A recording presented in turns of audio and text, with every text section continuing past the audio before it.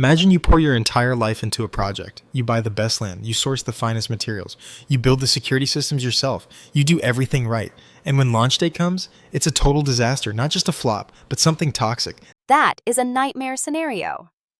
But in the text we're looking at today, Isaiah chapters 5 through 8, that's exactly how God describes his relationship with Israel.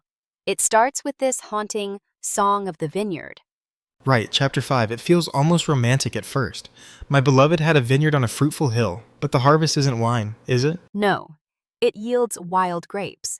And the Hebrew there implies something stinking, something rot-inducing. The metaphor is brutal.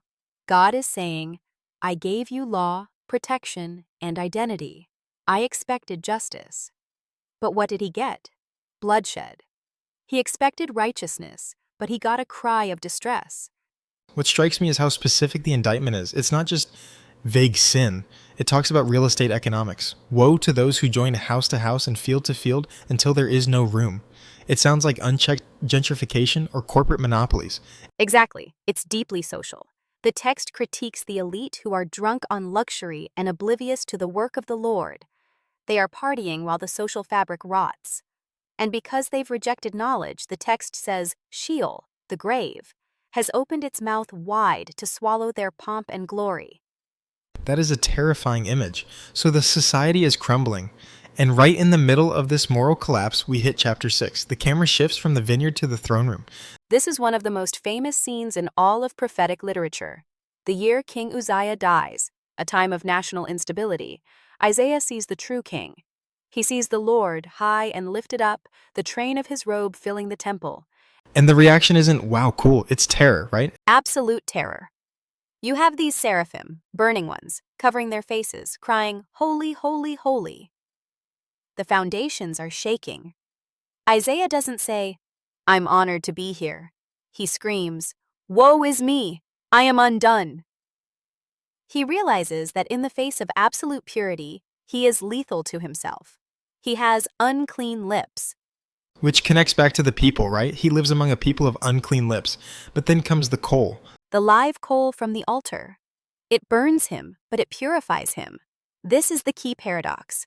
God's holiness is dangerous, but it's the only thing that can clean the rot. And once he's cauterized, he gets the assignment. And it is the worst job description in history. I noticed that. Go tell this people, keep hearing but do not understand. Essentially, preach until the cities are wasted and empty. Why would God send a prophet to fail? It's not about success in numbers, it's about judicial hardening. The truth will either soften you or calcify you. For this generation, their rejection is so deep that the message will only speed up their destruction. But, and this is crucial, there is a holy seed in the stump. Total destruction, but a tiny remnant remains. That theme of the remnant carries us into chapter 7 and 8, where things get political. We have King Ahaz. He's facing a war. He's terrified, shaking like trees in the wind. Yes, the Syro-Ephraimite war. 2 neighbors are ganging up on Judah. Isaiah tells Ahaz, stay calm. These guys are just smoking firebrands. They'll burn out. He offers Ahaz a sign from God, anything he wants, to prove God is with him. And Ahaz plays the pious card. Oh, I won't test the Lord, but he's actually already made a backroom deal with the Assyrian Empire, hasn't he? Precisely. He trusts military alliances more than Yahweh. So Isaiah gives him a sign anyway. The famous Immanuel prophecy. A virgin shall conceive and bear a son and shall call his name Immanuel. God with us. Usually we hear that at Christmas as a comforting thing, but here it sounds like a threat. It's double-edged. Because Ahaz refused to trust God, God with us means God is bringing the Assyrians, the very people Ahaz tried to ally with, to flood the land. Chapter 8 describes it as a river rising up to the neck. That imagery of the flood is overwhelming. It sweeps away everything. It does. But notice the distinction in chapter 8. For the masses who consult mediums and rely on conspiracies, it's darkness and gloom. But for the disciples who bind up the testimony, God is a sanctuary. He is a rock. You either build on the rock or you stumble over it and get crushed.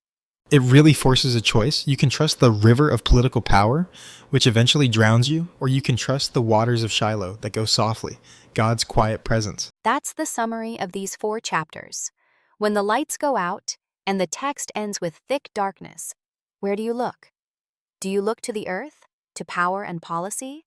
Or do you wait for the Lord who is hiding his face? A heavy question. It seems the wild grapes of injustice and the refusal to trust are two sides of the same coin. They are. And the result is that God must purify the vineyard with fire. But the hope remains in that tiny, holy seed. A sobering but powerful place to stop. It leaves us asking, are we producing wild grapes or are we waiting for the Lord? Thanks for breaking this down with me. My pleasure. It's a text that demands a response. If you have been blessed by this, please like, subscribe, and share this joy with others. God bless.